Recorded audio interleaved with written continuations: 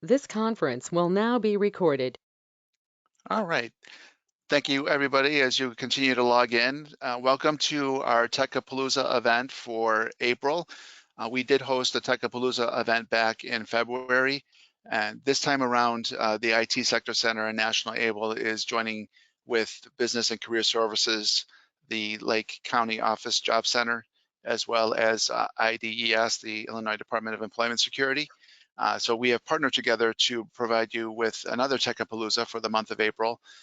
We have each respectively invited some of our employer relationships to this event. So as we move along in the presentation, feel free to use the chat box function that you have within your GoToMeeting. I am at times going to, if I hear any particular background noise, I'm going to mute everybody. However, if you are a presenter or employer agency, that it's your turn to present your topic, feel free to go ahead and unmute yourself. I'm also joined today by my colleague Monique Phillips with National Able Network, as well as Summer El Nueme with National Able Network. And they will be assisting me with monitoring the questions that come through the queue and helping us move along here. So again, use the chat function if you do have any questions in regards to the presenters or any topics that we covered today. If we by chance do not get to your question within the 2 hours that we have together, feel free to email us and I will provide that email address to you and we will follow up with you. Thank you so much. All right, let's get started. I'm your host today. My name is Gabriel Murcia. I'm an account manager with National Able Network and specifically with the Information Technology Center. We are in partnership with the Chicago Cook Workforce Partnership, who is our proud funder with National Able. And together with the IT Sector Center, we provide programs for employers, as well as trying to provide job seeker assistance to communities out there and putting together events such as this for you. If you do have any questions, go ahead, feel free. And 1 second, let me go ahead and mute everybody. If you do have questions, feel free to email me at itjobs@nationalable.org, and we will go ahead and address your questions.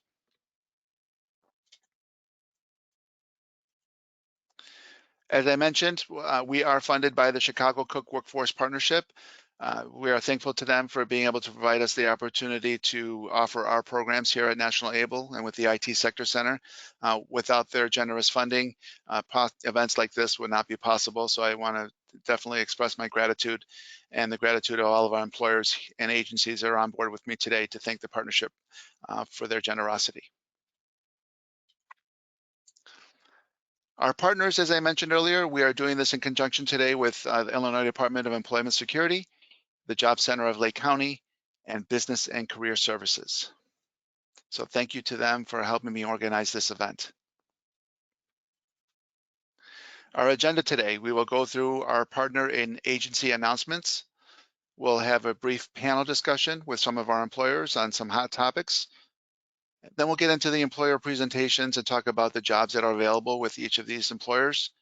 And we'll conclude by just addressing any questions that may not have been addressed throughout the presentation. So there will be some time left over at the end to ask some further questions if you didn't get that answered.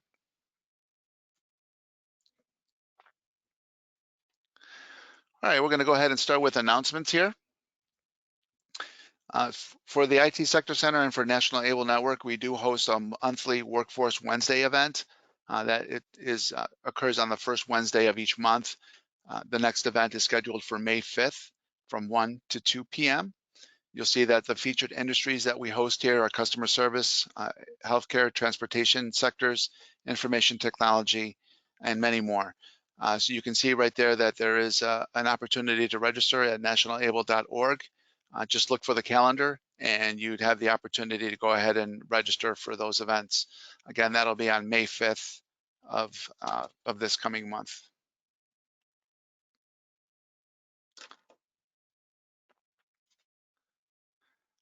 The IT Sector Center also hosts an IT in 10. This is a quick 10-minute video podcast, if you will, that goes over all things IT related. The topics that we've covered thus far this year are information on help desk opportunities, what it takes to be a coder or an app developer, the data analysis specific role. And then we also do updates to certain exams, such as the current updates to the PMP exam. And our program senior director, David Jacobs, just hosted an event yesterday, IT in 10, that was about Microsoft certifications.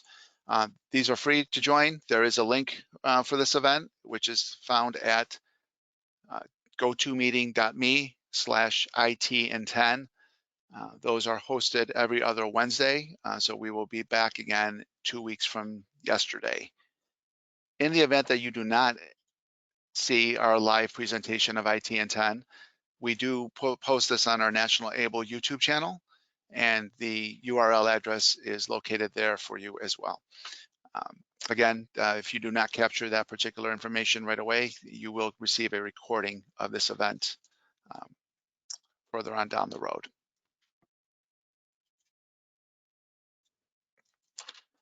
All right, and then for that, I want to go ahead and turn it over to our partners who are helping me host this event today. We have today with us Don Nussbaum from Business and Career Services. Don, good afternoon. Don, or Gabriel, thank you for the introduction. I am Don Nussbaum. I am a business account executive and with Business and Career Services. We are a nonprofit that also gets funding through the Chicago Cook Workforce Partnership in a program called WIOA. We offer services at no charge to both job seekers and employers. And next slide, please. If you are seeking to be enrolled in WIOA and become one of our customers, you should go to our website, www.northcookjobcenter.com, select Job Seeker, and then get started. You will fill out an online application and you will be contacted by a career advisor who will help you to take the next step. Next slide, please. So as I said, we offer many services at no charge under the Workforce Innovation and Opportunity Act. And there's almost more than I can really describe in detail at this point, but the highlights are that we offer funding through the grant that we get through the WIOA program that could be used for you to enter into certificate training programs that will help you to advance your career. We also have computer classes. We have an excellent trainer, and it seems to be growing all the time since things become obsolete and there are new IT challenges all the time. We have hour to hour and a half classes, and if you are in WIOA, there is no charge for that. We have skills building workshops that help you with your job search skills, such as working on your elevator speech, targeting your resume, understanding how to work with the applicant tracking system, how to highlight your transferable skills, how to network virtually, how to prepare for a job fair, and how to improve your LinkedIn profile and more. I run a group that is sort of a job support accountability group, and I get referrals who are WIOA clients within our organization. And we are highly interactive and informal, but we generate a lot of positive energy because there's a networking component to that group and everybody helps each other. We will give you leads to various jobs, virtual job fairs that we're aware of, and we have volunteer opportunities that help people do presentations in the very skills that they're trying to improve on. We believe that people who are in our volunteer program will be placed in employment opportunities at least 50% faster.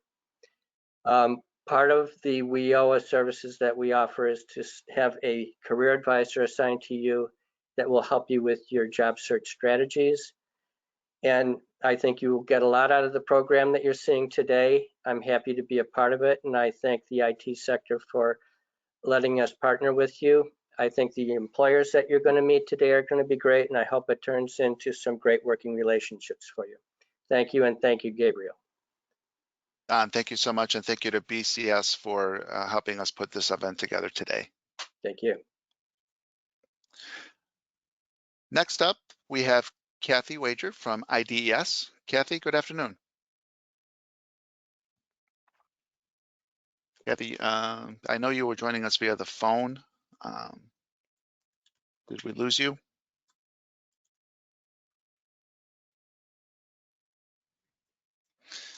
Hello, can you hear me?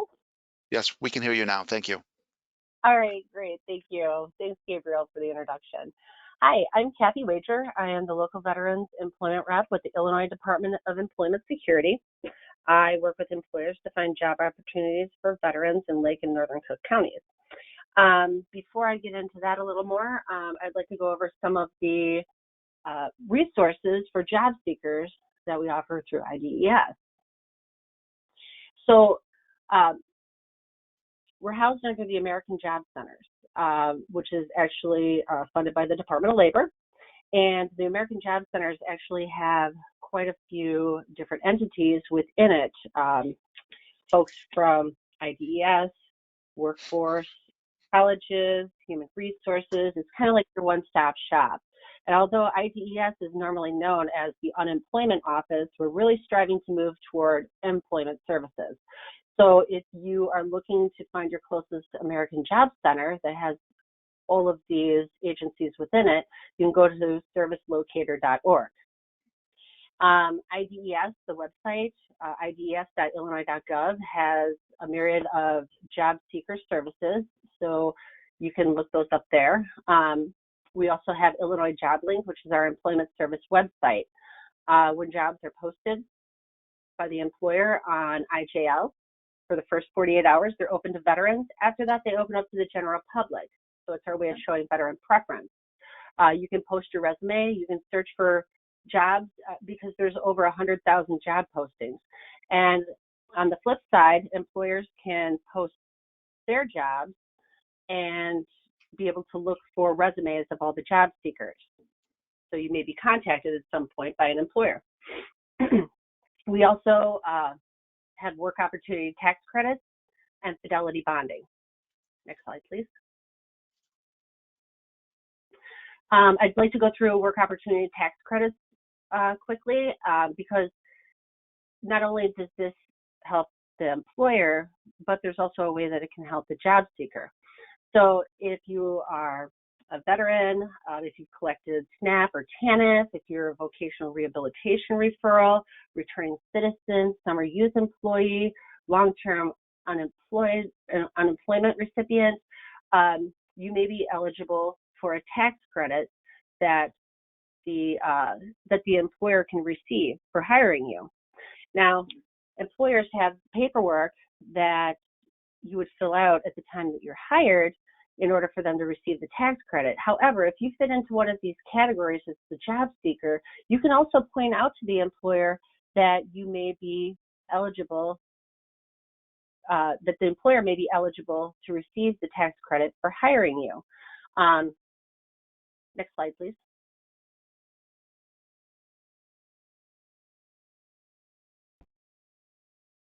Hello?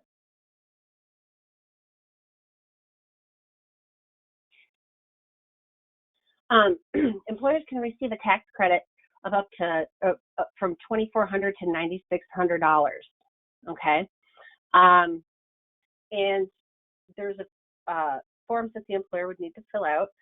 As far as veterans go, if the veteran has self-attested to having a service-connected disability rating and has been unemployed for at least 6 months within the prior year, it's a $9,600 tax credit for the company. And like I said, this is something that they can point out that if the employer hires them, they could receive that tax credit.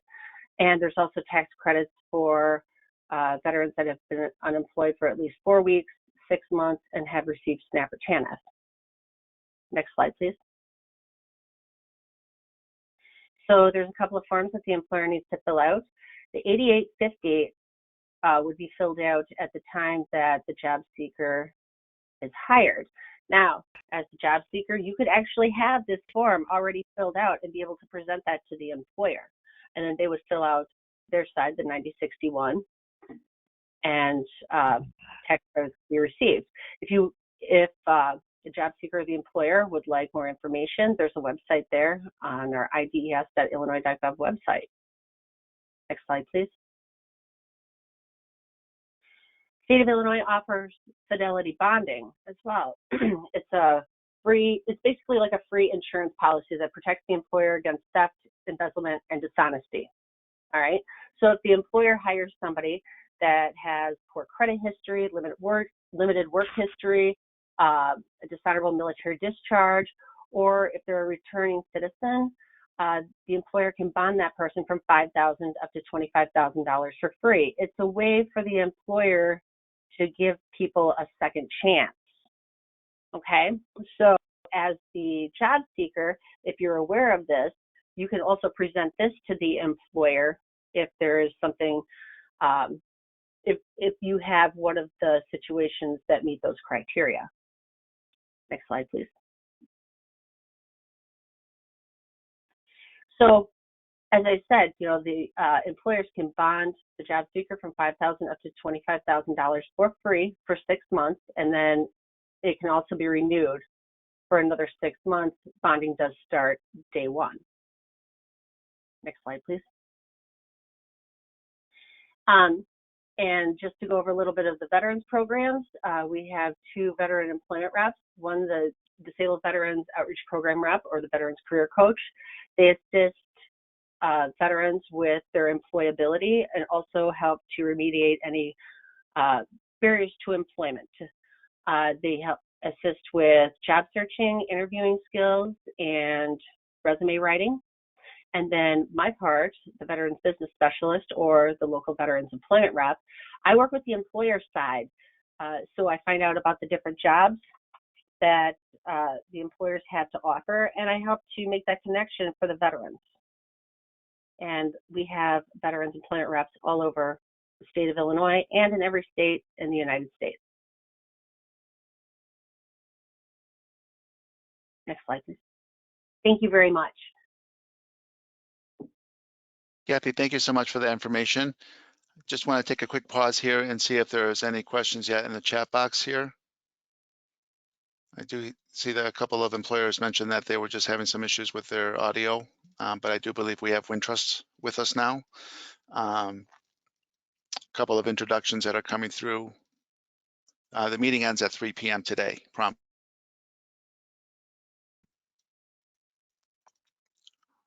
And Summer, you don't see anything else in this chat box, do you? No other questions, Gabe. All right, excellent. All right, so again, thank you to Kathy Wager with IDS for that presentation. Next up, we have Wilson Giraldo with the Job Center of Lake County. Welcome, Wilson. Thank you, Gabriel. I appreciate the opportunity to be here today. So again, my name is Wilson Giraldo. I am an employment specialist here at the Lake County Job Center in downtown Waukegan, Illinois. Go ahead to the next slide, please. And so as an employment specialist, I work with employers here in Lake County, as well as the other surrounding counties, but majorly it's going to be here in Lake County. So what I do, it's pretty similar to what Kathy does, but in the sense that I work with the employers to create these different types of work-based learning programs that we refer to as the work experience, which is the internships, as well as on-the-job training with these employers. So briefly over, I'm going to go briefly regarding the Job Center, right, and the services that you can obtain from us. So the Job Center is located, go ahead and go back. So the Job Center is located on 1 North Genesee Street in Waukegan, Illinois. Our website is lakecountyjobcenter.com. And right now, we are closed to the general public, but we are accepting appointments for individuals who would like to come in and utilize the resources within our resource room, which includes, printers, fax machines, computers. So basically you can use for self-directed job search assistance. And what you would do is you would call the phone number that's on here, which is 847-377-3450, and schedule an appointment to speak with a career specialist or an employment specialist, or basically just to use the equipment available to you. Next slide.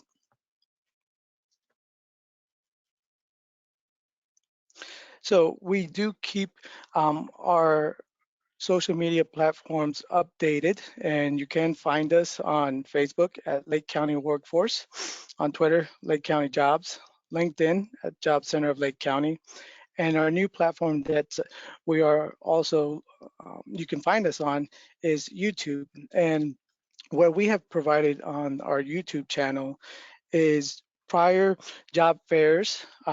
We have best practice in regard to like interviews, mock interview that we can also share with individuals, right? And so it's basically a lot of self-improvement or opportunities that you can go to this YouTube channel and review the different types of events that we've had, and also look at these employers and the type of job openings that they have within their different departments, right? Next slide.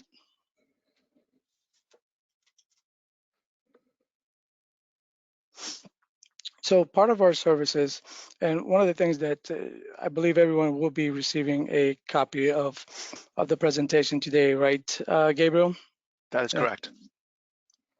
Yeah, so right here on the calendar, our calendar of online workshops is a hyperlink that will take you directly to our calendar section that you can see all the different types of workshops that we have with employers, or resume workshops. One of our great workshops that we have is the 5 steps to your next job. And it is a week long, or it used to be a week long when you would come into the actual facility, but now you can actually go to this section and follow along. And it touches on several best practice within how to prepare your resume, how to tailor your resume to the different job descriptions, how to, set up, if you're doing a virtual interview. Those are a couple of best practice, making sure that your camera and audio, that the camera height and everything is at the level it needs to be. So it's a lot of great details in regards to how to look for your jobs, how to prepare for that virtual interview and so forth, right? And then the last section is the job opportunities page. So on our main website, under the Job Center of Lake County, there is a section called Who's Hiring. And this is where employers, is basically our job board, right? Where employers here in Lake County submit their current job openings, as well as internship opportunities or on-the-job training opportunities that we have with these local employers. So it's another great section that you can go and find details about these employment opportunities or internship programs within Lake County. Next slide.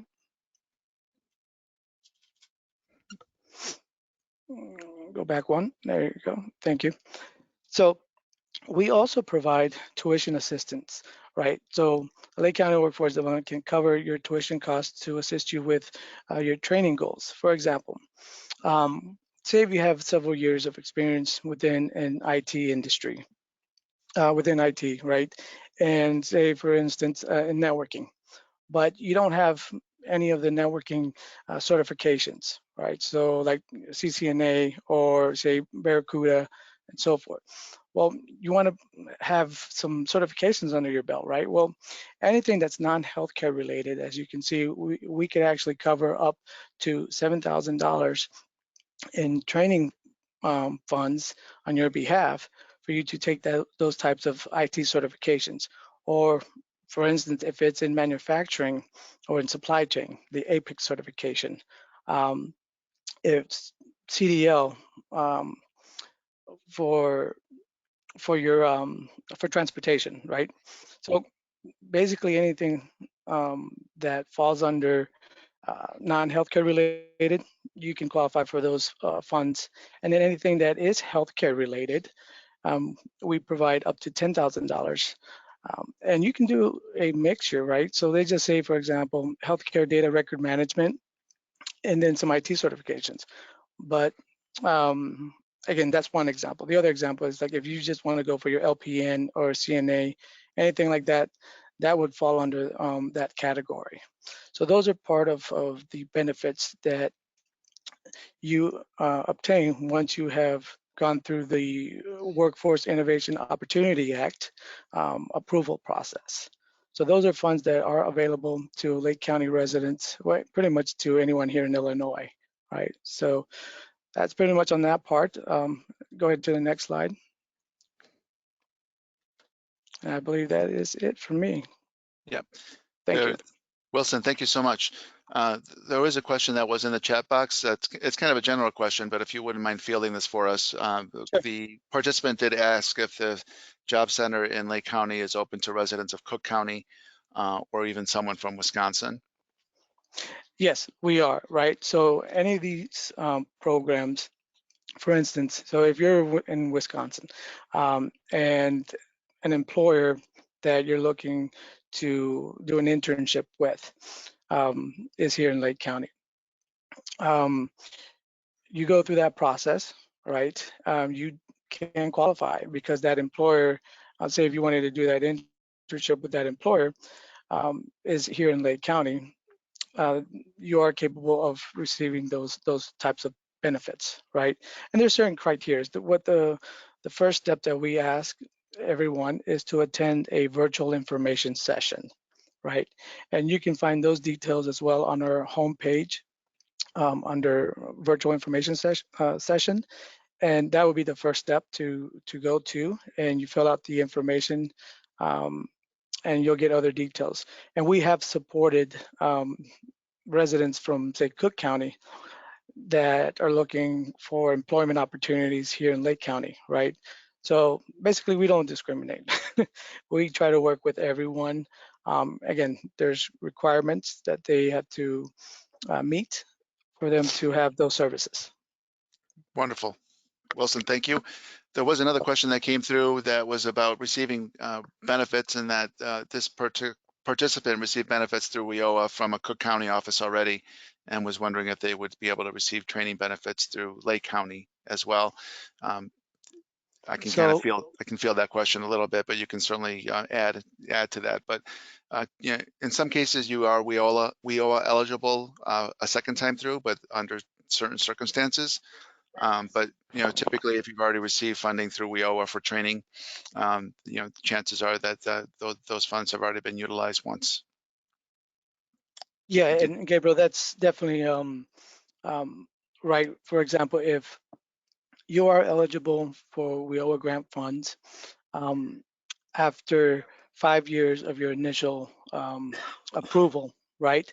And so if say, for instance, if you got it in Cook County and then it's only been 3 years, and then you try to apply here in Lake County, that's still under the, those funds are managed on the state level. So you will be able to see that information, and then we'll tell you, yeah, you know, there's still 2 more years to go before you be eligible to receive any additional WIOA grant funds.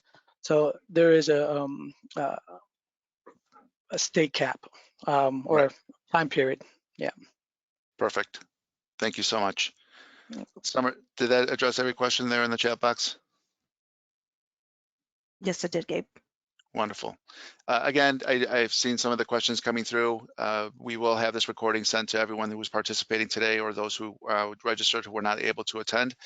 This recording will be sent to you. Someone had asked about receiving links to the information that's here. Once you receive the recording, those links will be embedded within the presentation as well, so you'll be able to use those at your leisure. All right, again, I want to thank BCS, IDS, and the Job Center of Lake County for partnering with us today and providing information about their respective agencies. We are now going to move on to our panel discussion, which is going to be hosted by 6 of our employers that are with us today. These panel discussions are just about 4 to 5 questions that are kind of interview related, market trends, what they see as recruiters, as employers, what is trending in the market, what are they looking for in terms of candidates, and a couple of other different questions. So let's get into this next segment of our event here. And I'd like to welcome Wintrust, SG360, North Shore Health University Health System, again, IDHS, DCFS, and Accenture in this particular panel discussion. So we'll start with the first question. How aggressively are you recruiting as we move back or transition back to a new normal in the workplace? So with COVID, we now, if you look at Illinois, vaccinations are rising, although our COVID numbers are actually going up as well right now. But we are seeing that the workforce and the workplace is kind of going back to this new normal of going back to work. There's a hybrid model out there of maybe some work at home, some work at the office. And this is posed to anybody that's on our employer panel, as well as even those employers that may not, that may have some other advice to offer here. But how aggressively are you recruiting now that things are kind of returning to normal? Good afternoon. This is Artavius Walker with SG360. I would say that we are, or I know specifically I am, but I'm sure as well with anybody else who's within the recruiting realm. We are a little bit more aggressive now than we may have been this time last year. It is definitely still much a candidate market. We have to be a little bit more strategic now because dynamics have changed for us. Some people, based on health issues, may not have that flexibility to go in office as they would have last year. Some do it or are not doing it out of fear, but they also look at the climate around them, from themselves personally to their loved ones and anybody else who they may come in contact with. So having hybrid models available and or at least doing a case-by-case analysis of what may work best for them is also going to be a major factor now, more so than it would have been around this time last year. But as far as for overall efforts, yes, I can say we are a lot more aggressive in our approach because we know that considering the roles and the opportunities for the market that we're in, some of these skill sets may be a lot more few and far between than they were before. Artavius, thank you so much for that. Any other employer like to chime in on that question?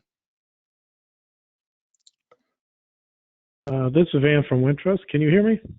We can, Van. Thank you. Okay, great. Yeah, I was having a little trouble with my audio when I was getting.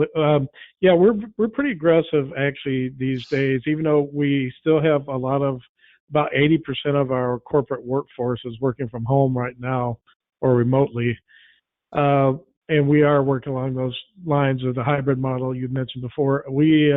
But we still have needs, especially in the IT sector. You know, the one thing, as we all know, IT doesn't tend to get as badly impacted when these things happen as other areas. And so we're continuing to look for people, and on the retail side, especially nowadays, in the mortgage side, it's really, really crazy for us. So, obviously a lot of people are refinancing. Sure. Excellent. Thank you, Van. All right, let's move on to the next question here. Why are project manager roles now mostly contract?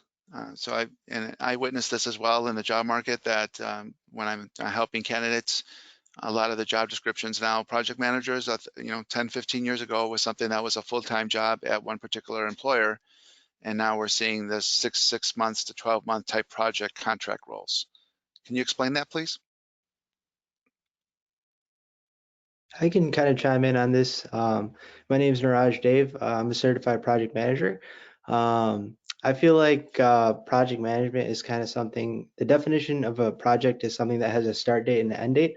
So naturally, with COVID and everything going on, you would want something that's temporary, so something that has a start date and end date. So I feel like that kind of, that's why there's that contract model, in opposed to the full-time role, but that's just my 2 cents. Okay. Thanks, Niraj. Anyone else from our employer panel? This is Chad Konchak from North Shore. Sometimes we get funding through grants, and that is for a very specific period of time for a very specific scoped body of work. So sometimes that could be why some of these roles are contract-based. Okay. Excellent, thank you. This question is IT related. Within information technology, what is more valuable, certifications or experience? I know this can be kind of a loaded question, but in my conversations with, sometimes I'm seeing somebody that might be transitioning into IT. They have very little experience, but they're going to training to get certifications. And on the flip side, you have someone who's been maybe in IT for the last 20 to 30 years, may have been recently let go from their organization, but haven't really had the type of training or certifications that are needed, but has the hands-on experience. So which model do you think would be best? I can chime in. Hi, this is Greg from Accenture. Certifications come into play when the experience isn't as much. So if you have a person with 5 years experience compared to someone with a certification, that applied experience in my position would weigh a little heavier than the certification. But if you have two junior individuals or someone with the same exact years of experience, the certification is the icing on the cake. You know, so it's not a comparison between 5 years and a certification, because if you have 5 years of any programming language, as an example, compared to a certification, well, you want the programmer that's going to hit the ground running.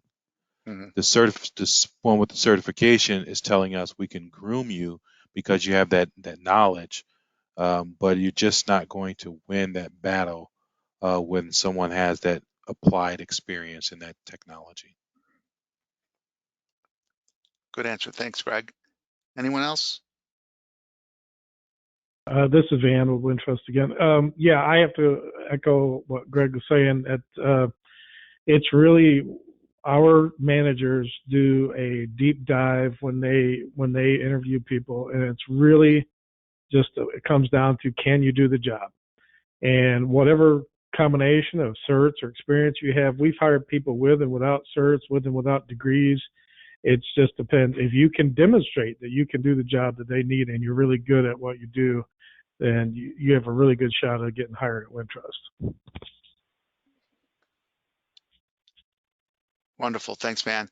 And I've actually seen the interview model has changed a lot now. That now what once used to be one interview is now 2, 3, maybe even 4 interviews.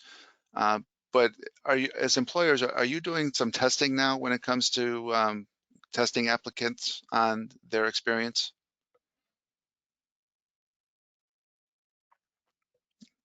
Not in my area. This is Van again. Okay. Okay. I know we do work with an Yeah, employer. this is Amelia Gavino. Go ahead. I'm sorry. This is Amelia with the Department of Human Services, and for various positions we were testing, and unfortunately, due to our COVID circumstances, we've actually waived testing for several positions. In the past, testing centers were open and you can just walk in and test for any position that you had an interest in that was vacant. But now, of course, all testing is by appointment only. But yes, we are still testing for some positions, but not all, since some of those tests have been waived. Excellent. And I think maybe somebody else may have been chiming in too. Yes, no? Yes, I'm sorry. That was Artavius Walker with SC360. As far as for testing, yes, we do conduct testing. It's done on a basis of the role itself. If we're looking specifically at IT roles, there's usually a tiered process now, from going through a half-hour, 45-minute interview with the hiring manager to maybe a panel with 2 or 3 of the team members that you may be associated with. And then if that's going to be the case, then you would normally be speaking with the department head from there. And at that point in time, they may do a simple tech test with you that can either be emailed over to you, or they may do it over a video conference, just to ensure that they have the correct person completing the information versus passing it off to someone else. But these are definitely things that are more essential now if we're looking for people to add to a team to continue to build for the benefit of our company. Excellent. There are a couple of questions that are in the chat box that I want to address after we get through these next couple of panelist questions that are here, but they're good ones. So for those of you who put that question in the chat box, just hang tight and we'll address those. Thank you. All right, let's move on to the next question. What resources are you searching within to find talent? And by resources, what are you tapping into? Things like LinkedIn, Career Builder, is that a thing of the past? What's the most trending type of job source that you're finding candidates from? This is Eva Ortega with DCFS. We actually do use a lot of the social media sites. We are reaching out through not just our own posting website, but our LinkedIn accounts, Career Builder, Facebook, we're still using. We're also reaching out to various media sources as well. So we are kind of tapping into every which way we can to find those qualified candidates. Thank you. Anyone else from our panel? This is Van with Wintrust. I have a couple of tools available to me. Something it's called Hire Tool that we use, and it kind of searches all over the internet, anywhere someone who might be looking for work has a presence.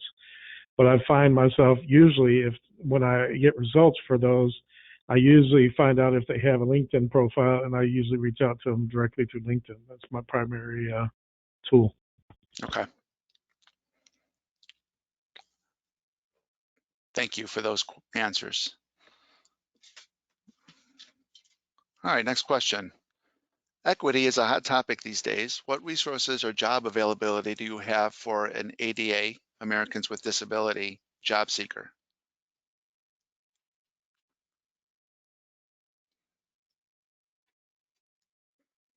This is Eva Ortega again with DCFS. We actually, the state of Illinois offers an entire program around Americans with disabilities. They can actually link through it or to it through our website. Excellent. I'm not sure of the exact positions that we have available, but I know we have a dedicated recruiting lead that focuses on finding opportunities for people with disability. And if anyone, whoever asked this question, or you're looking to learn about opportunities, I can connect you with that individual in Accenture if you send me an email. Wonderful. Thank you, Greg. All right, that is our panelist questions. But again, I want to mention a few questions that came through the chat box here. Certainly a question that is always kind of a hot topic is ageism. One of the participants is 45 plus years old, recently laid off, oil and gas industry. Just kind of trying to find out what advice you may have for somebody who might be dealing with the latter half of their career in trying to find work. I know that can be, we could spend a whole hour talking about that, but any particular 45-second to a minute advice that you have for someone dealing with ageism? This is Van with Wintrust. I've been through that twice now, and as I was advancing in age, and so the best advice I can give you is, and the thing is, if you worked at one place for a long time and then you get laid off or let go or something, and then you have to learn how people are finding employees now, and it never, and ultimately what it comes down to is just finding the tools that people use to network, because you just have to keep networking. I know that my current position at Wintrust I got because of a connection I actually had with National Able. So before that, it was a struggle to find people who were looking at me because I was advanced in age a little bit more than the regular the other employees. So it's finding, and Wintrust is very good about that. They are not, and we're open to anyone. Again, our philosophy is very much the same. It's if you can do the job, if you're the right person for this job, we don't care how old you are, we don't care what you look like, we don't care where you come from. It's just, can you do the job we need you to do? That's what it comes down to.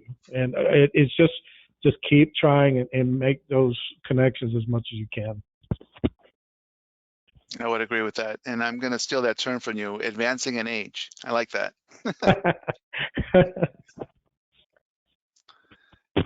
Question about data science. So I have somebody that's looking to get into the data science field. Are the certifications in data science generally recognized? Would it be better to be a project portfolio person or certification? I'm not quite sure if I understand that question correctly, but we do know that there's obvious certifications that come with data science, and we know that that's a hot and rising job in the market right now. So can you share where you think we are with experience versus certifications in that arena? This is Chad from North Shore again. So I lead our data science team over here, and I think we kind of addressed this earlier. I'd echo what other folks said, that certainly, certifications are a plus, and in the data science field, there are so many new technologies out there, and if there's a particular role out there that's really nuanced, for instance, we're looking at roles around NLP right now. So in that context, that certification would be really valuable. But in general, I would say, experience is broadly more important. But I also would add it depends on the seniority of the role, right? A really, really junior role, we're not going to expect experience, and those certifications are going to be more value. But a more senior role, obviously, like someone said, we want them to be coming to hit the ground running, and experience generally weighs more in that evaluation than a certification without experience. Okay.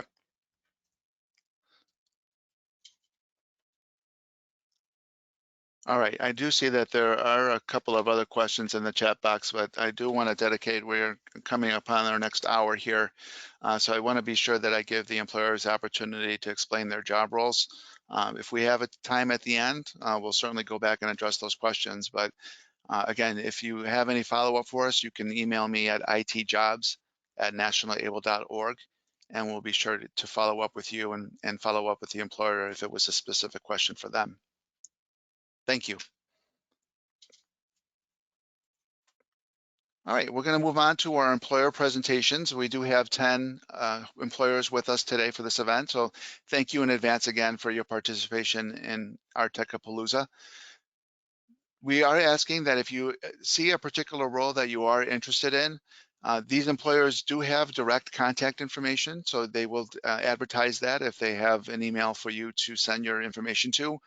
But we'd also like for you to send your resume and your interests to registration@bcsillinois.org. Put in the subject line that it's a Techapalooza resume, and please do reference the employer and the particular job role that you are interested in.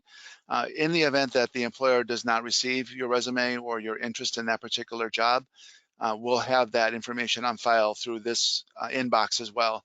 So we'll be able to also forward that on to the employer in the event that you're interested in a particular role. Again, subject line Techapalooza resume, and please reference the employer and job role that you're interested in. This slide will come up again shortly in a few moments as well.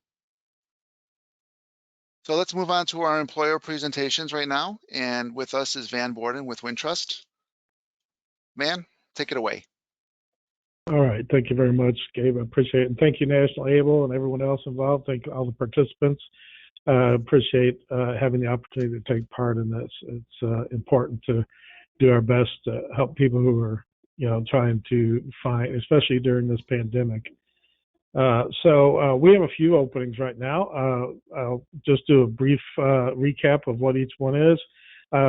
Currently, we're looking for a field support coordinator in our IT mortgage group, and that person is responsible for providing both procedural and technical troubleshooting support to all end users of various mortgage system software. This mainly includes like Encompass, AUS systems, and Zoom, Blend, which is a borrower portal. A field support coordinator also participates in problem reviews, root cause analysis, trend analysis, and audits as part of their daily workflow. They also are accountable for ensuring that Encompass is functioning consistently in accordance with the applicable laws and regulations related to mortgage lending and information security. So this person would provide communication to end users about any outages or defects that would result in process or workflow changes. So anyone with that kind of experience, we'd love to hear from you.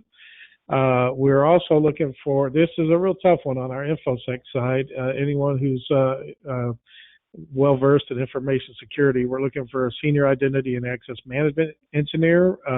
You know, of course, IT is well known, or technology is well known for all their acronyms. This one is CIAM, which is stands for Customer Identity and Access Management. This person would play a key role in building upon Wintrust's current IAM program and future client strategy. This role will design and implement Wintrust's cloud CM security program, and it provides a unique opportunity to influence the organization's broader long-term IAM strategy. Okay, and then we're also looking for a senior network engineer. This person is responsible for managing and troubleshooting Wintrust's network, running reports on network health and usage, providing input, and completing tasks on major technology projects, and providing technical support to internal staff and teams. This person will assist network architects, senior engineers with network design and implementation of new technologies. The role requires strict adherence to Wintrust network standards, policies, processes, and procedures, and could require some travel to remote locations in the Chicago and outlying areas. And we also need an IT incident manager, a major incident manager. This person leads a team that executes and practices in major incident and problem management functions within an information technology service management methodology, ITIL, being the foundations. We want someone that has ITL4 foundation level, ITL4 managing professional if possible, but 5 to 7 years of related experience would also be helpful. Management, we also have a newer role as a manager of network infrastructure, and this person is there to ensure, I'm sorry, did somebody saying something? No, go ahead, Van. Okay, so the manager of network infrastructure is there to ensure the maintenance of firewalls, local area networks, wide area networks, internet, wireless, load balancers, virtual private networks, and private line network communications across the enterprise. Manage a team of network and firewall engineers that are tasked with the maintenance of network infrastructure and security, create and continually improve processes by which the engineers operate, work collaboratively with other departments to ensure we exceed business requirements, must be a leader focused on the delivery of best-in-class service for the business and driven to improve internal operations. And this person would also manage and maintain partnerships with vendors providing services and support of the network, of Wintrust network infrastructure. And that's also someone we hope to have 5 to 7 years of related experience. So any of those, anybody feel like they're a good fit for that, please feel free to reach out to Gabriel, or I will also put my email in the chat box. Thank you so much. Thank you, Van.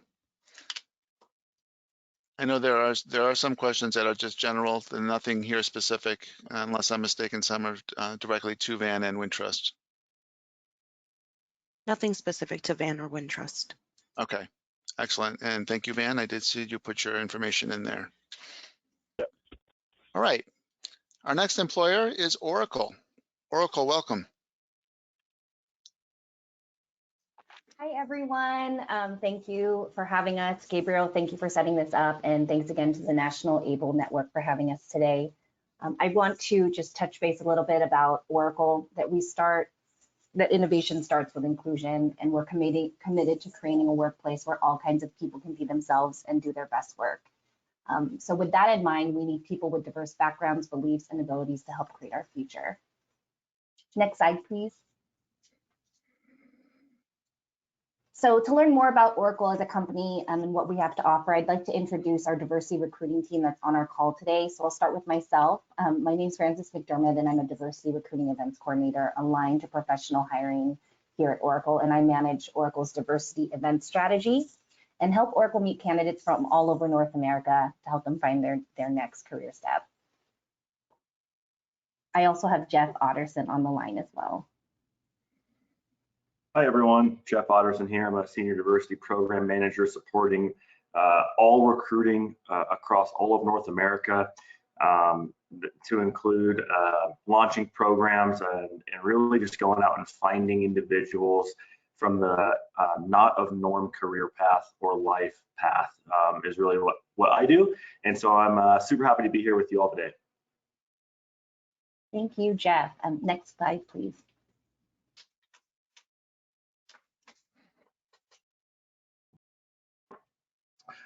All right, so a little bit about Oracle here. I'm sure a lot of you know about Oracle, but we're of course the #1 provider of business software. So it's very likely you have all worked somewhere or you know someone that works somewhere that runs Oracle software in their business. This is traditionally what we have done since the mid-70s. We're the nation's oldest big tech company.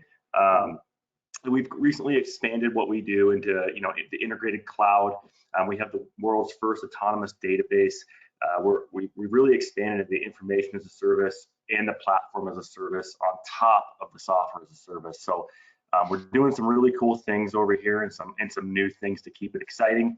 We have 430,000 customers across 175 countries, 136,000 employees, and 40 billion in total revenue. And of that 40 billion, we're actually turning about 5 billion of that back into research and development and some really exciting things to include 5G and then also artificial intelligence and machine learning. Next slide, please. All right, so here are some current job openings in Illinois that we have. We have everything from NetSuite account manager to technical support engineer to an application integration engineer. This is just really a snapshot of some of the roles we have open in Illinois. I believe right now we have a total of 85 jobs open in the Illinois area. And I also want to touch on, we currently have 2,200 plus open Oracle jobs in general. And Oracle's a pretty remote friendly company, even prior to the pandemic. So I would highly suggest if you're interested in Oracle to not only look at those jobs in Illinois, look for those remote jobs as well. I think about, after the pandemic is over, I think around 40 to 50% of our roles are going to have a remote option. So when you're on our career site, it'd be really beneficial for you all to take a look at where those jobs are located. Click on the job, scroll down to the bottom, and if you see something in there that says this job is a remote-based role or has a remote option, that would be a good indicator that it is indeed remote. Next slide, please.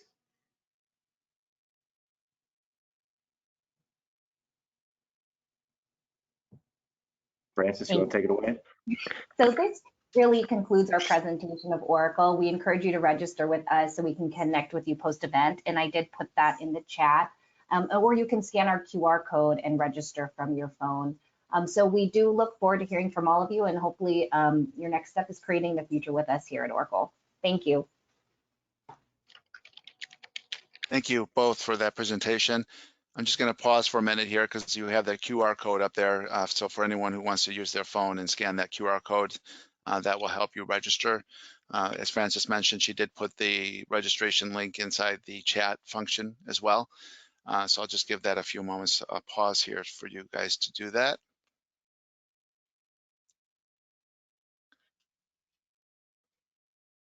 And there was a question that went directly to Van. So if I don't get a chance to address this at the end of the employer presentations, Van, please remind me. But we'll go ahead and have a question from a participant directly for Wintrust. Okay, thank you. All right, next up we have North Shore University Health Systems, and we have Chad. Chad, welcome. Hey, Gabrielle, thanks so much. Thank you to everybody taking some time to, listen to some of these opportunities. My name's Chad Konchak, and I am the Assistant Vice President of Data and Analytics for North Shore. If you go to the next slide, I can tell you a little bit about our organization. So we're a integrated healthcare delivery system. We're made up of 6 hospitals in the northern Chicagoland area. I'm sure many of you have heard of us. Our headquarters are in Evanston, Illinois, but we have hospitals our hospitals are in Skokie, the Swedish hospital, in kind of, the Andersonville area, Highland Park Hospital, Glenbrook, and then Northwest Community out in Arlington Heights. So our mission is to preserve and improve human life. We are not for profit. And our vision is to be the most trusted and indispensable health partner throughout the communities we serve. We're a fairly large organization, about 17,000 employees. Our IT department alone is about 500 as of today, and about 4,500 physicians and specialists. I oversee the analytics team, and as part of that, it's about 20 folks made up of analysts. There's actually a separate team embedded in there with just our data science team. It's about 5 of those 20. We are an award-winning analytics team, and there's a healthcare organization called HIMSS that's awarded us with the highest level of maturity as far as leveraging data and analytics to improve healthcare quality. Generally, we focus on delivering data insights, reporting and analysis, and we oversee all the corporate measurement systems, scorecards, things like that, and of course, all of the advanced analytics for the organization.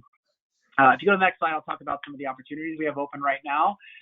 These are not just opportunities on the analytics team, but the first thing I'll mention, the job title is implementation manager, but it really is a program manager or project manager.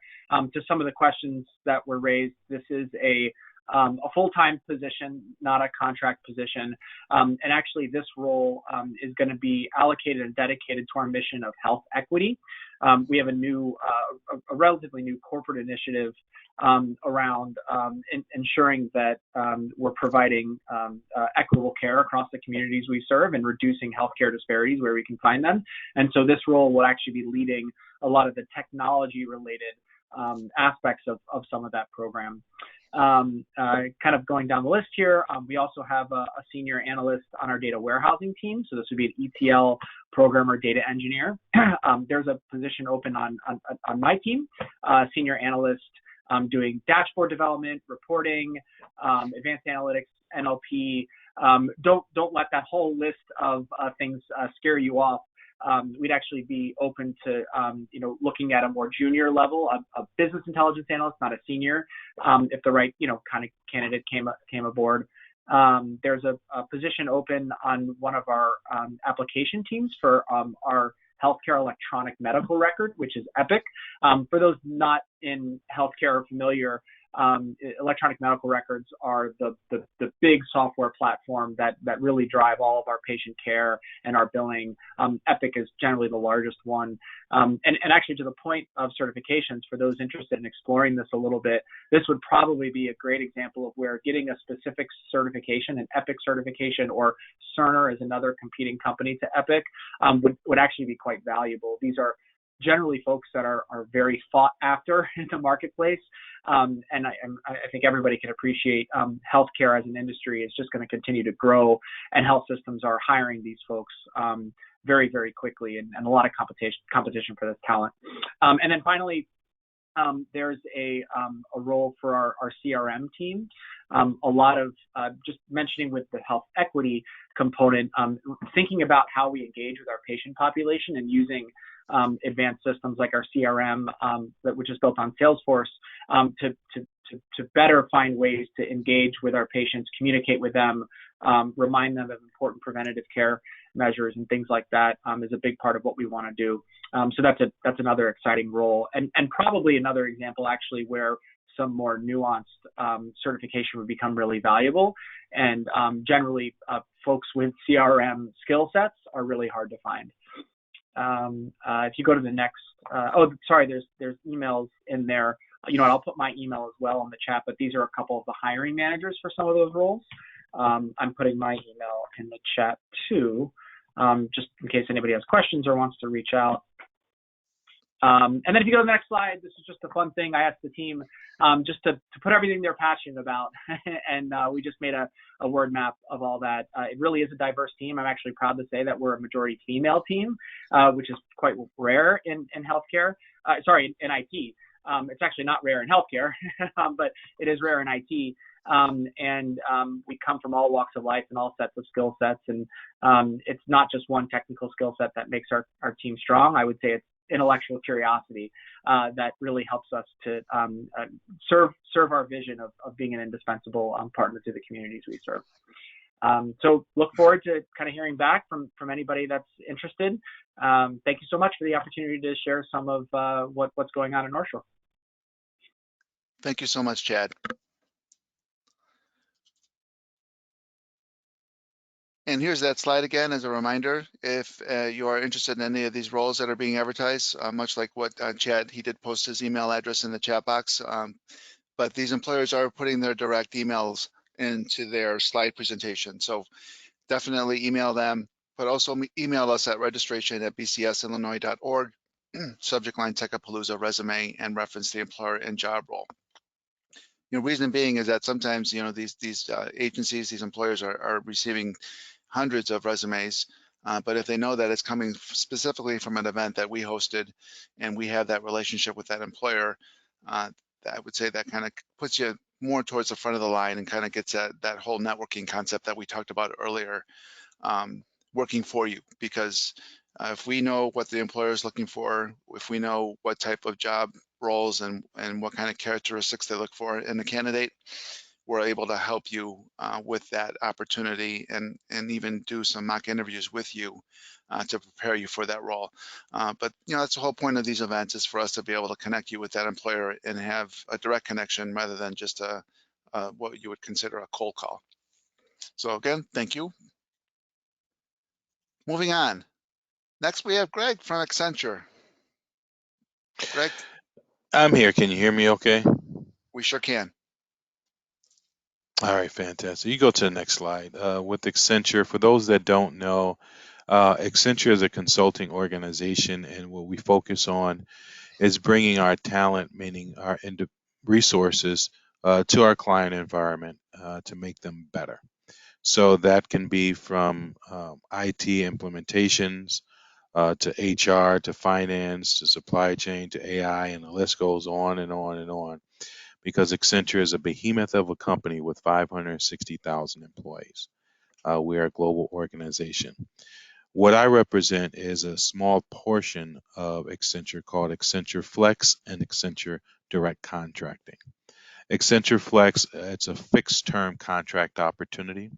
So if you're looking to have work for a world-renowned company and bring your talents, but you only want to do it for a fixed term amount of time, similar to contracting, then we have those opportunities for you at Accenture Flex.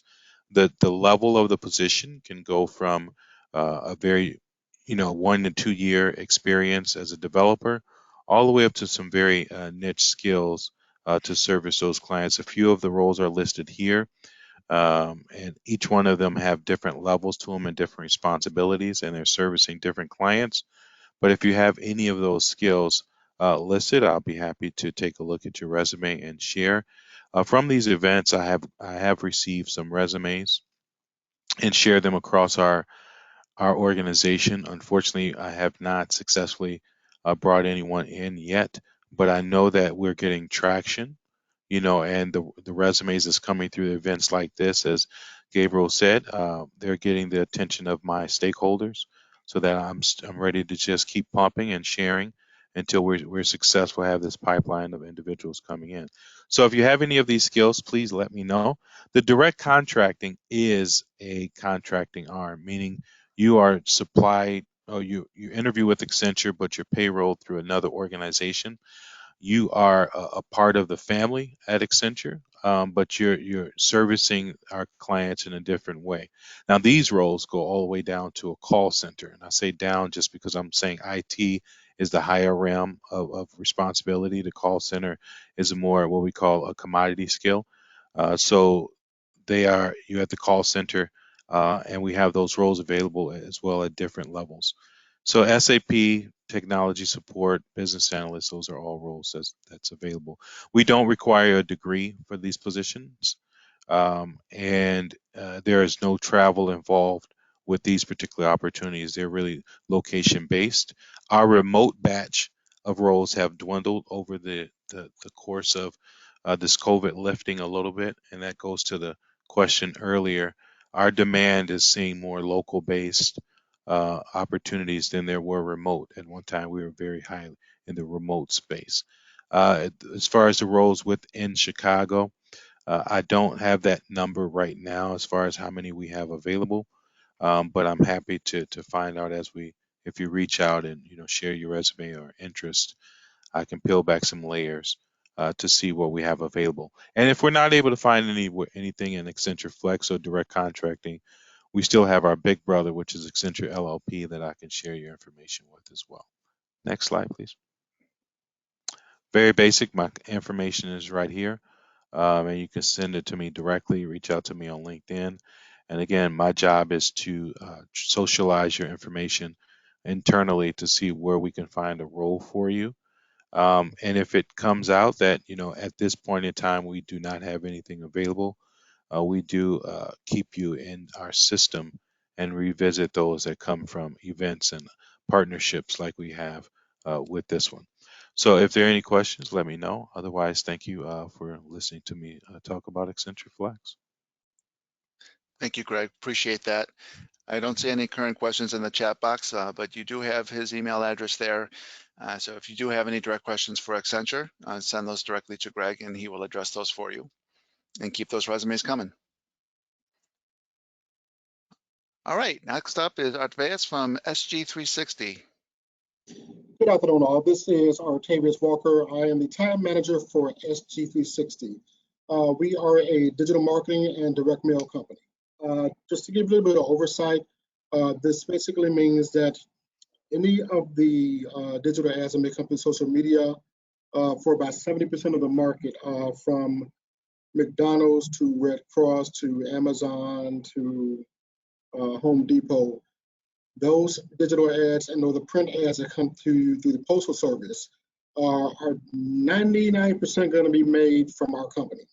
And we distribute this to about 70% of the market nationwide. So we've been in business for about 65 years, just a little bit longer as well. And want to make sure that we can engage and or keep engaging the correct talent to keep us floating and or increasing our head count as far as the company and for what we're building upon. Next slide, please. As stated before, just some of the quick facts. We were founded in 1956, the Secretary Company. Our headquarters is in Wheeling. We have 6 facilities in all. 5 of them are located in Wheeling. 1 is located in Broadview. We have over 800, a little bit more than 900 employees at the moment. We generated in 2019 alone over 2.6 billion pieces of mail. And we do have accreditations of iTrust, G7, and SOC 2 audits as well. Next slide, please. As stated earlier, we do end-to-end capabilities within our campuses and our networks.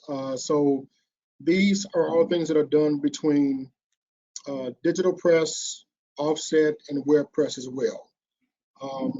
Those can be from the papers that you would normally get from Target, from either once you walk into the store or to any type of advertisement that is sent from Target specifically to you and or your household. Each one of these facilities operate under specific capacities for sheet-fed and or digital marketing as well. Next slide, please. As stated before, some of the markets that we do serve are retail, financial services, insurance, travel, consumer packaged goods, healthcare, automotive, nonprofit organizations, government entities, and pharmaceuticals as well. So if you have and or purchased from any of these brands, any of the marketing that came from them was normally distributed from our services as well. Next slide, please. So for the campaign management workflow, we have multiple avenues that pretty much go through the Prism dashboard, which can be from job management to the digital asset management to overall dynamic publishing and compliance workflow. What that means in general is that each one of our roles play an essential part in ensuring that what is needed from a color, makeup, from the composition makeup, to embroidering and or embolding, embossing, anything else of that nature. They come specifically from us, and they're tailored to fit what is needed for that client, which means that we have to have viable people working these aspects. So that would lead into the opportunities for help desk, which we have openings for currently for help desk levels 1 through 3. We have system engineer roles, we have data programming roles, we have customer service and project management roles, and graphic arts and design roles as well. All of these are key factors for having long tenure and longevity through SG360. Next slide, please. Oh, is that the end for mine?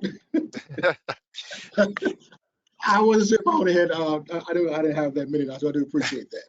Yeah, as far as from a standpoint of being able to get in contact, I'll make sure I put the contact information in the chat room as well. Easiest ways to ensure that you can reach me would be to go directly to the SG360 website. That is www.sg360.com and /careers. It gives you a overall view of what we currently have open across all facilities between the Wheeling locations and Broadview as well. If there's anything more personal and or something that you are looking for that is not listed on the careers page, you can reach out to me directly at hr@sg360. And I'll once again put that information into my chat box. So anybody who would like to contact me, please feel free. Phone is always on 24/7. I do return messages. So valid phone number would be area code 847-850-8983. And once again, thank you for your time. Thank you, Artaveus. I appreciate that information. And as he mentioned, he will put that into the chat box there for you, so you can contact him directly with your interest there. We are halfway through our employer presentations. We have 5 more to go with about 45 minutes left to go. So we're looking good on time. I did want to take a time out here and just thank all of our participants that are on this call today. We have over 85 participants that have joined us today, and we certainly do appreciate your being able to mute yourselves during the presentation and certainly asking the questions that you have in the chat box. So just hang tight there. We're going to have 5 more employers to go, and then we'll be wrapping it up. So thank you again for attending the event with us today. Next up is Margot Sanders with Capgemini. Hello, everyone. Good afternoon. Glad to be a part of this today. Thank you, Gabriel, for the introduction and for planning this event. It's been very interesting so far. So yes, my name is Margot Sanders. I work for Capgemini. My title and email is at the bottom of this screen. So next slide, please. So Capgemini is a global IT consulting company made up of over 270,000 women and men in over 50 countries. So we work with world-renowned clients. I'm specifically talking in the financial services industry, so insurance and banks. So interesting to hear some of the other similar companies that are on the call here compared to what we're doing here at Capgemini as well. So consulting, digital transformation, technology, engineering, etc. We partner with our clients in all of these arenas. And I am not directly in recruiting. I'm an HR business partner. I'm based out of Rosemont, Illinois, although we've been remote for the last year. But we do have a fair amount of clients based here in the Chicagoland area. So the best way to find that will be to go on our website. There's too many positions to list on this particular slide. Next slide, please.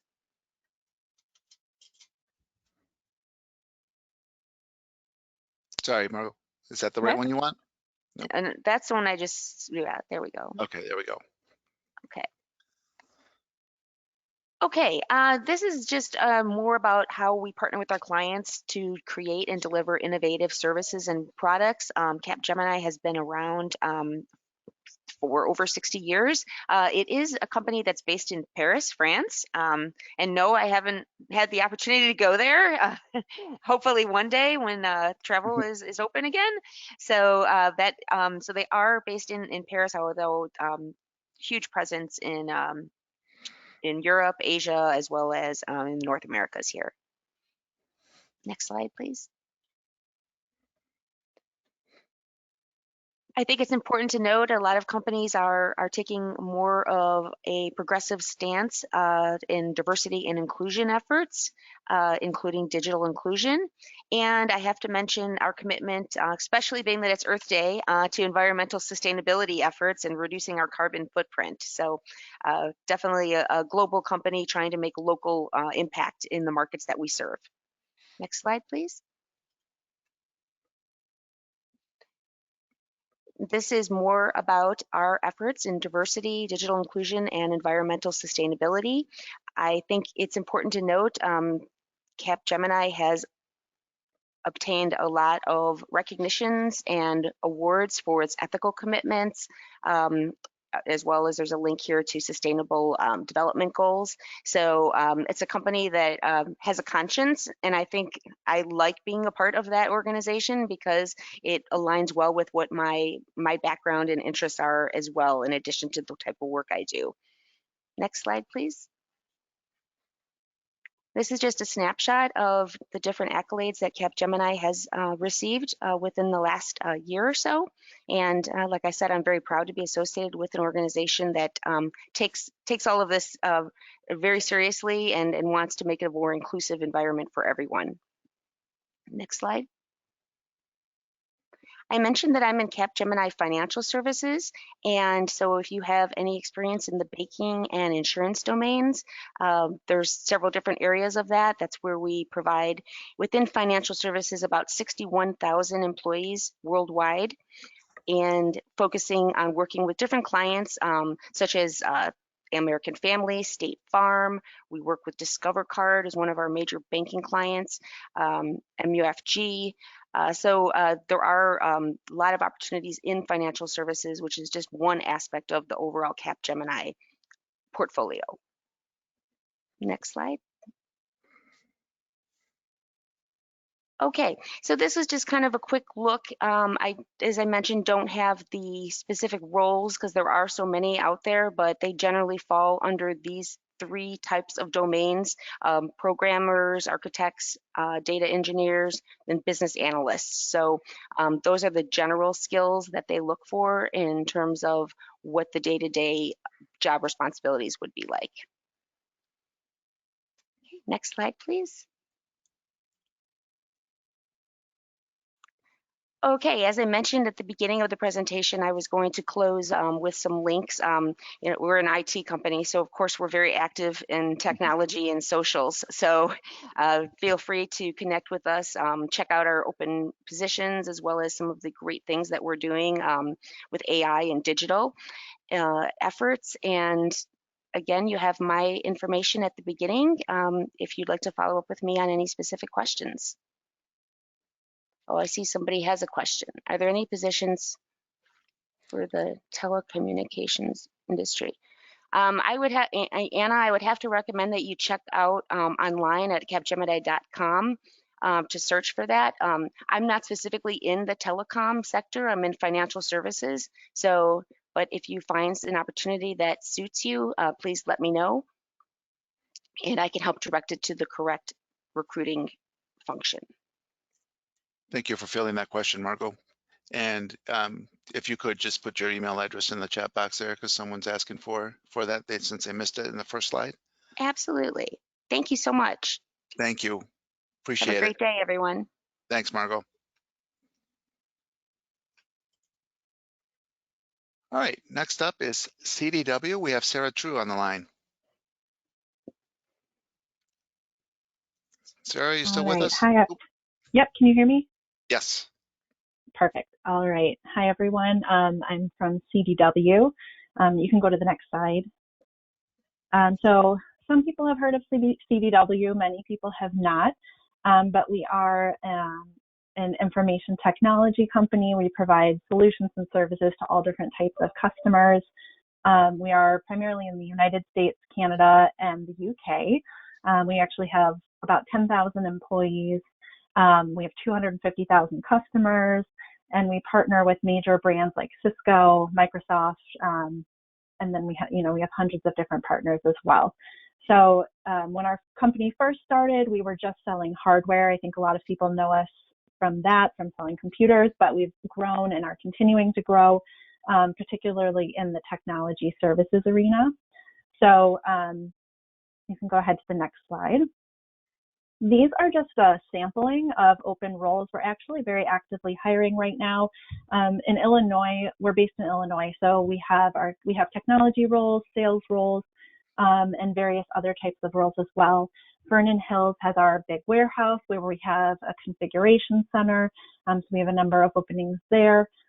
We also have a lot of different IT functions and technology services roles. So just a couple to call out.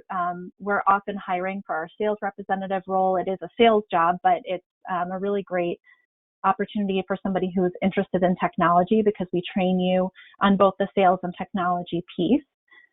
We also have our associate consulting engineer role, which is another great one for somebody who's maybe early in their career with a couple years of experience in technology. It's also another really great career path because it's an 18-month training program. So there's all sort of certifications that we support you on, self-paced learning, on-the-job training. And so that one, I think right now we're hiring for some of our federal roles, which require a clearance. But later in the year, we'll be doing more hiring for that role. And so it'll be focused on specific technologies, specific areas. So that's one, if you're interested, I would definitely keep a lookout over the coming months and over the summer. And then, we have lots of different IT roles, lots of different engineering roles, and it's always changing. So I have on there our CDW jobs website. That's the best place to go check out what's actually open. And then you can always contact me. My email is up there as well. Thank you. Sarah, thank you. There was one question about remote positions. Are there any available? Yeah, so some of our remote positions, there are remote positions. A lot of them might require travel to sites where the position is located or customers, whatever that might be, but there definitely are remote positions, and you can see those on the website. They can be viewed by filtering for remote. And no, there is no IT degree required for the sales role, just a desire to learn about tech. Wonderful. Thanks for catching that too. Thank you. Thank you, Sarah. All right, next up we have Janine with Tech Systems. Awesome. Thanks, Gabriel. You can head over to the next slide. All right, my name is Janine Shake, and I'm a technical recruiter with Tech Systems in the Chicago and Schaumburg office. So some background information on Tech. We are a leading IT services and staffing company that focuses on application development, dynamic workplace services, which is end user support, infrastructure, and telecommunications. And we do have over 100 offices across the country and support many of the Fortune 500 companies, as well as small to mid-sized clients within their IT projects. You can head over to the next slide. So what to expect when working with a Tech Systems recruiter. So step one being contacting a recruiter to schedule a call or initial call. So on these calls, we're able to go through your career focus, such as goals and interests, skills, and experience. And we really do understand that your skills, goals, and interests serve as a resource to help you advance in your career. And in addition, we'll be able to go over and educate you on the current local market. Step two being an internal meeting or lunch with a recruiter. Prior to the pandemic, we were able to take consultants out to lunches, but right now we are doing internal meetings via Zoom or Skype. So we have a good understanding of the culture for the companies that we work with, and a video meeting or a lunch is a great opportunity that allows for us to go over your cultural values and to get a better understanding of what a cultural fit would look like for you. And you'll also receive a calendar invite and an agenda to confirm the meeting. So step three, going over references and opportunity match. An interesting fact is that we found that managers only spend 60 seconds reviewing candidates' resumes. And the great part about references is that it gives us information that can be critical to backing up your resume to the hiring manager which will set you apart. Following that, as the nation's largest IT staffing provider with over 6,000 clients worldwide, we can really present you with multiple and great personalized job opportunities that should be a great fit for you. Step 4 being prep and interview. Our team will share the inside scoop, so you'd be prepared to show the best side during your interview, and that's something that I'll go into further detail on the next slide.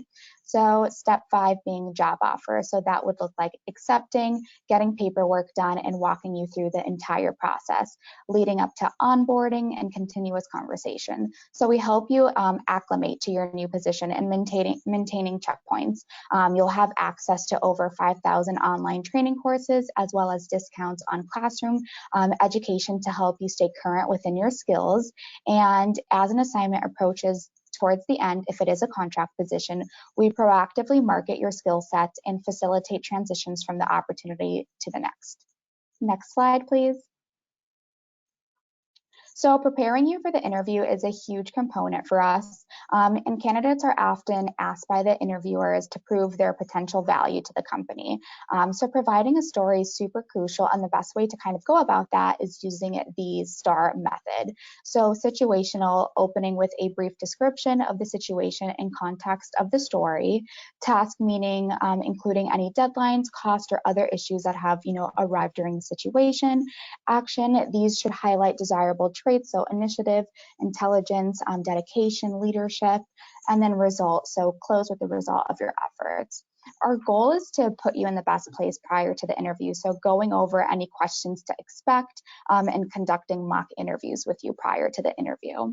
And our services doesn't stop once you secure the role, so we do connect with you throughout onboarding, getting your feedback on how you're enjoying the role, how has your experience been thus far, and then what types of projects and skills are you interested in pursuing after, if it is a contract position.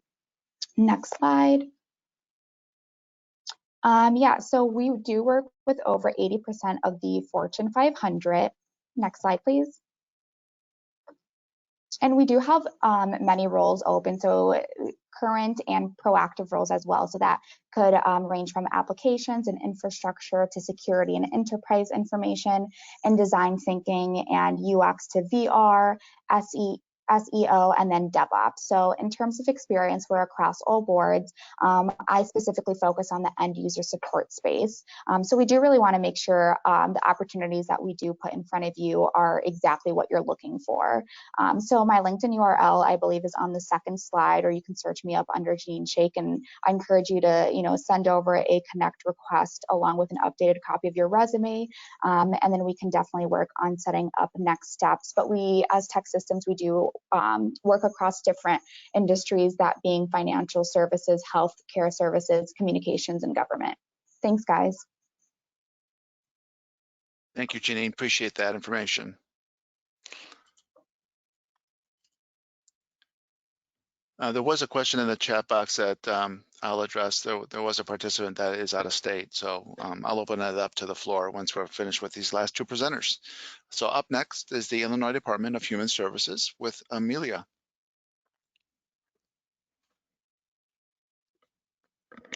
Amelia, are you still with us? Is your phone muted?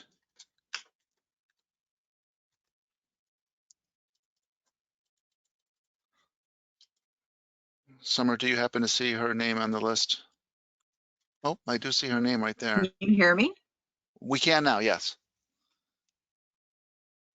Oops. All right, so yes, my name's Amelia Gavina, and I am part of the IDHS recruitment team. The Department of Human Services is one of the largest agencies. It's one of 80 plus agencies that report to the state of Illinois, and we employ about 13,500 employees, and we are in the business of helping. We help residents of Illinois gain access to social, human services, programs, and resources to enhance their lives. For example, food, access to food, shelter, affordable childcare, and health coverage. Our services reach 1 in 3 residents in Illinois. Our agency consists of 5 divisions. 2 of the divisions provide services 24 hours, 7 days a week, and the 5 divisions are the Developmental Disabilities, Division of Mental Health, Division of Family and Community Services, Division of Rehabilitation Services, and Division of Substance Use and Prevention and Recovery. Next slide. All right, so actually the next slide, I went through that one. All right, next benefits, perfect. All right, so yes, we offer a full benefit package. One of the top benefits would be actually a couple of the strong benefits that we offer that are very popular are tuition reimbursement, and we also offer a loan forgiveness eligibility program. We also have state pension, and many people don't know this, but if you work 20 years with the state, you can actually retire and start pulling a pension. So that's pretty neat. The other great thing about our benefits is that there is no waiting period. Your benefits actually kick in on your first day of employment. Next slide, please.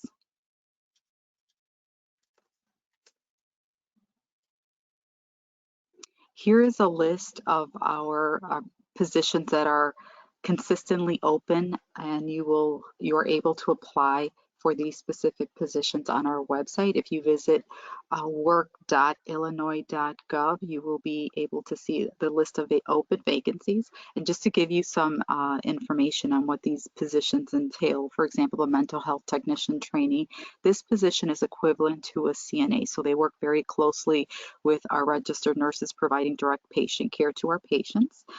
We also have the support service worker, and this particular position works in food and nutrition, and they prepare and serve food and operate food and service equipment.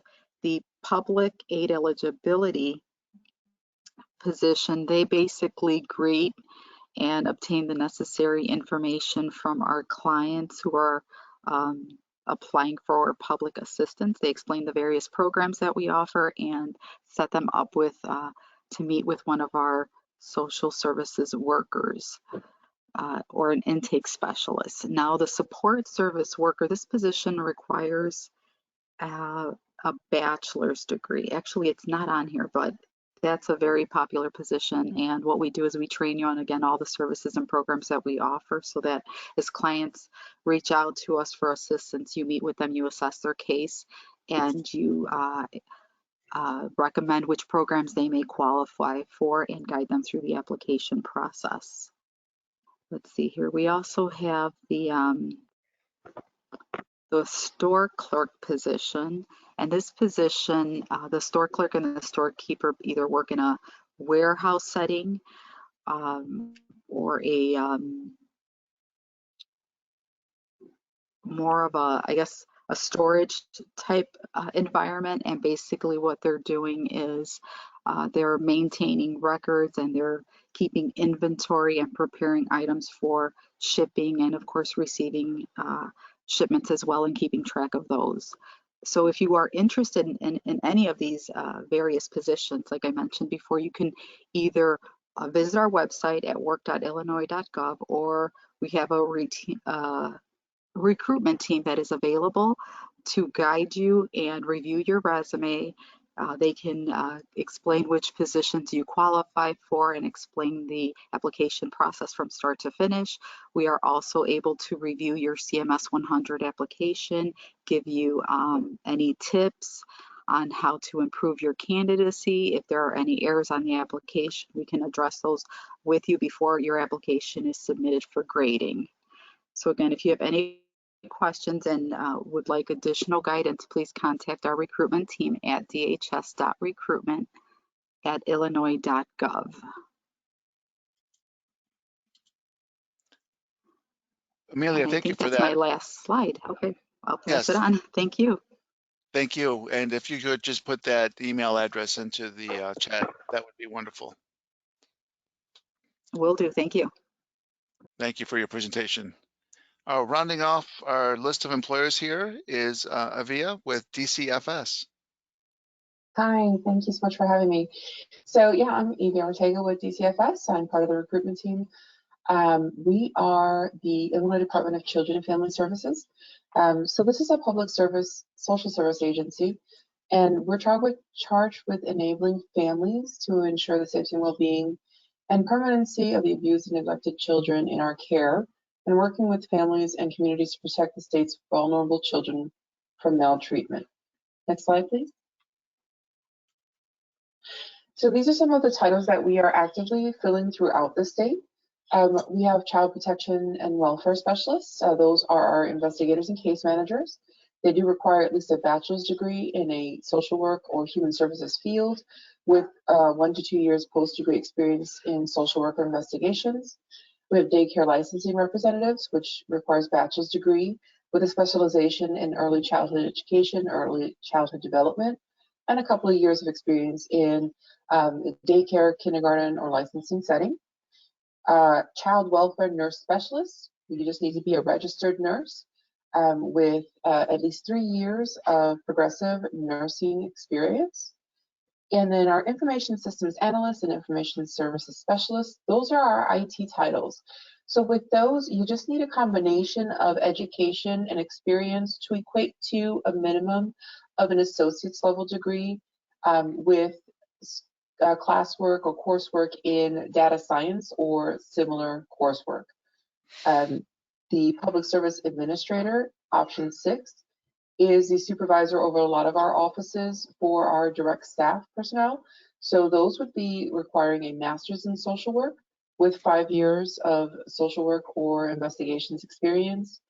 And our public service administrator, option 8L, and our technical advisors are our legal staff.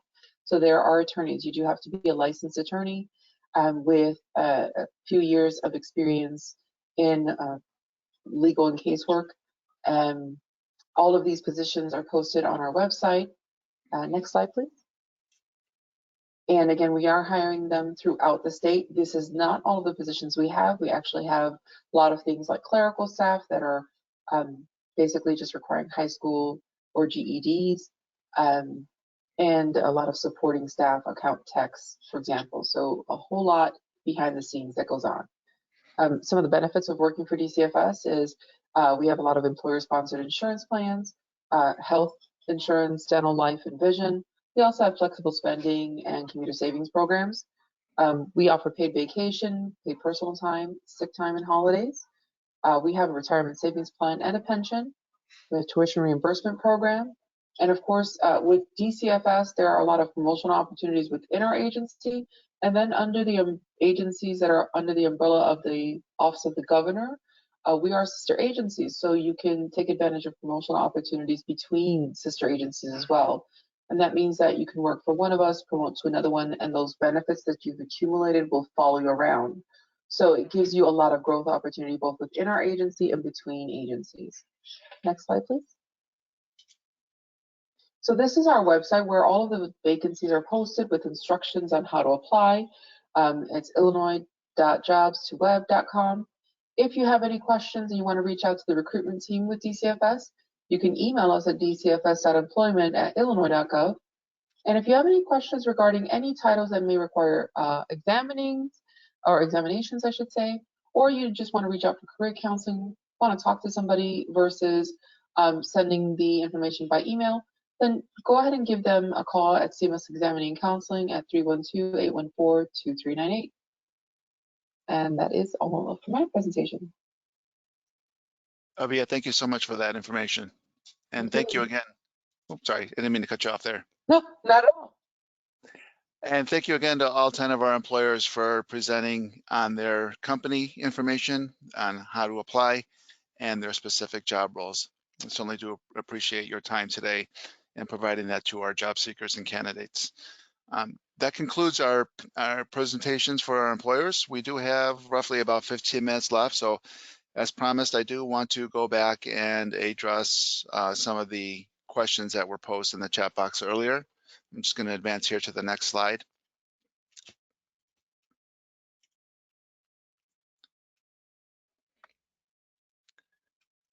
As we started off in the beginning of our presentation and event, we would not be able to host events such as this and invite these employers to our panel without the great and generous support of the Chicago Cook Workforce Partnership. So we do want to thank them on behalf of everyone that's attended today for their leadership and guidance in helping us put these programs together. All right, so let's take a look at some of the questions that were asked earlier. And I do want to mention one thing before I see people may drop off this session, is that, again, you will receive a recording of this event based on the registration information that you submitted when you registered with your email. You also, with that recording, are going to get direct links to each of these employers' career pages. So in the event that you happen to miss any information that we went over today, you will have direct links to those career pages for each employer that was present today.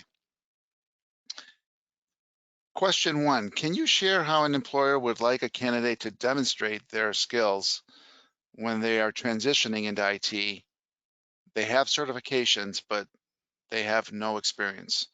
And we talked a little bit about this in one of the panelist questions about experience versus certifications.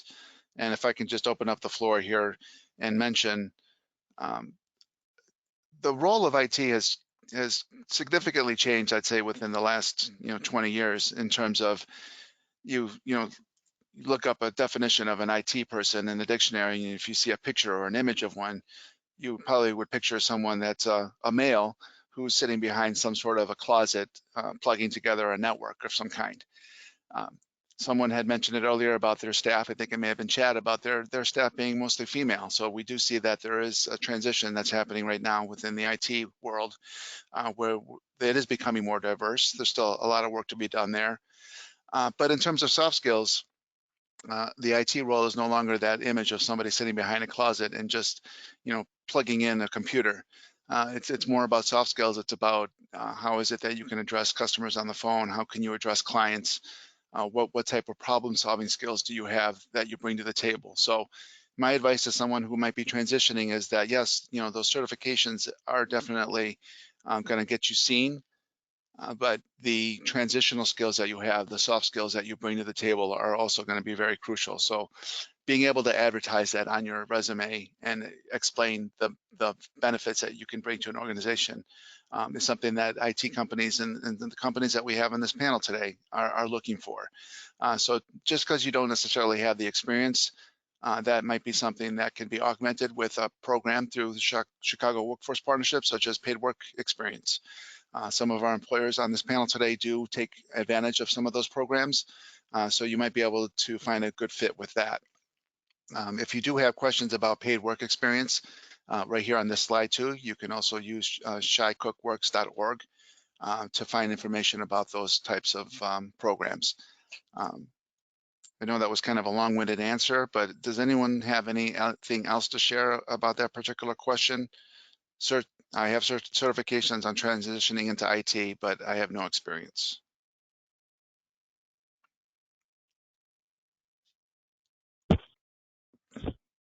This is Ian. Yeah, this is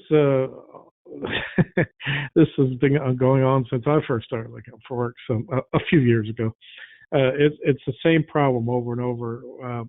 I have no experience, but how can I get experience if nobody gives me a chance? And this is something that virtually every job seeker has probably dealt with. And it's even more difficult if you're switching careers. And I believe I saw a question up there where somebody, the chemist, I think, was switching over to a different. That's hard too, because once you start getting a certain amount of experience, and then you're trying to switch over to an area where you don't have experience, that's really difficult because employers look for someone with the experience already, if possible. In order to show your skills when you don't have experience, it's really, there's no pat answer to that. I would suggest, as I said earlier, do as much networking as you can, talk to as many people, get to know as many people. There's somebody out there looking for somebody like you. It's just you have to find them and they have to find you. It's not always easy to do, which is why networking will always be a valuable tool no matter what else you do. So that would be my number one suggestion, and just do the best you can. And then look for opportunities. If you're struggling still, look for internship opportunities. Sometimes companies have paid internships that'll help you get in there and at least get some experience. And a lot of times that can even segue into a full-time job if you do a good job in your internship. So hopefully that's at least a little helpful to you. I know it's difficult. I can relate. Sure. Thank you, Van. As an IT worker, non-manager, why are so many IT roles salaried and not hourly?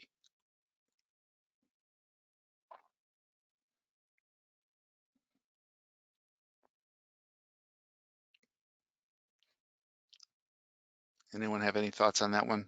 That's open to anybody that's on the call. Yeah, I think a lot of it has to do with, for a while there, the federal government, and I'm not the expert on this. We have people in HR who know this better, but I'm pretty sure there was a time when the government was trying to mandate a particular threshold for what determined whether you were hourly or salary. And we were actually, Wintrust was doing it a few years back, trying to work that out. And then that mandate got reversed. And so since then, I believe it just kind of left a lot of things kind of in the air like that. But beyond that, I think, the salary, the IT world, anybody who's worked in IT, it's a lot of work, and the salary is an hourly position. If you got to pay a time and a half for every time you need somebody to work late, work on a weekend, take a call in the middle of the night, then that gets extremely expensive, to be honest. I mean, I think that's probably the biggest reason, because and there's things like flex time and stuff like that. So the thing is, the nature of an IT job is you're on call 24/7 a lot of times in many jobs, not every job, but and then so when that happens, they try to make it up to you. If you get that call at 3 a.m., they'll say, take 3 or 4 hours off, or take a half a day or even a whole day off, next week or something like that. But it gets complicated when you start getting into overtime. Anything over 40 hours, you pay time and a half, and so you could work 60, 70 hours one week and then maybe just your 35 the next week. So That's a great answer. Thank you, Van. Yep. All right, last question that we have today before we wrap it up. I've heard conflicting information about getting PMP certified. Many have said that it's really valuable, but I just recently also heard that it's just a wow factor, and it may eventually be a declining certification. With so many PM roles these days, what do you think? Is there some sort of other certification or hard skill that employers look for when it comes to project managers?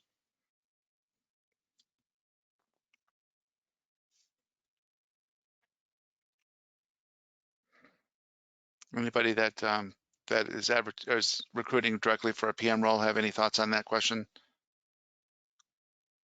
Well, yes. Stan again.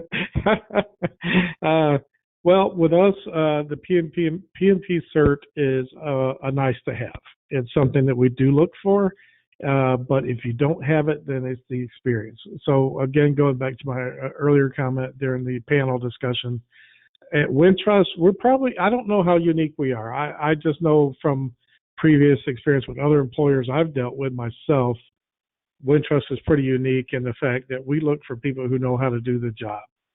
And if you can demonstrate those skills when you get a panel interview, typically with some technical people and people with whom you'd be interfacing in our jobs, and they put the questions to you. They find out what you know and how you can handle, and that's how you just demonstrate to our people how good a fit you are for the job. Now, the PMP is certainly a good thing to have in those cases.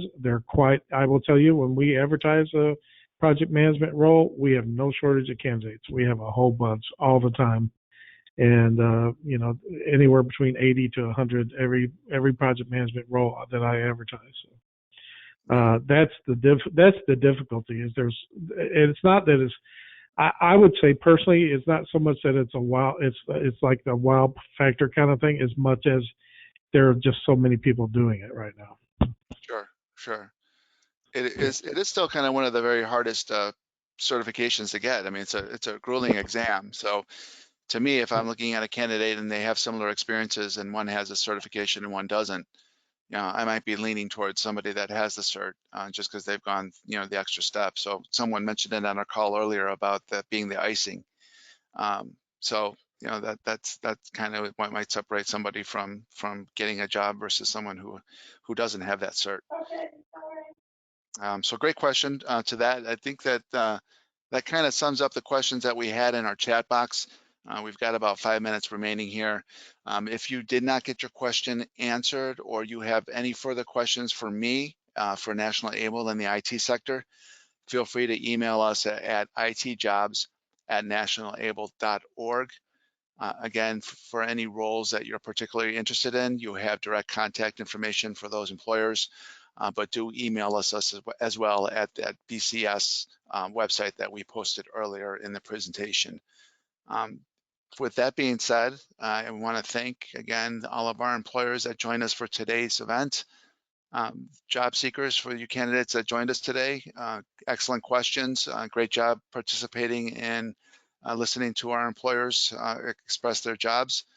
And as mentioned, there is the information if you need to follow up with us at National ABLE, you may do so. On behalf of the Chicago Cook Workforce Partnership, National ABLE, BCS as well, thank you, and IDS and the Job Center of Lake County. I want to thank everybody for their support today, and have a wonderful rest of the week. Thank you. Thank you. Thank you. Thank you, Gabriel. You're welcome.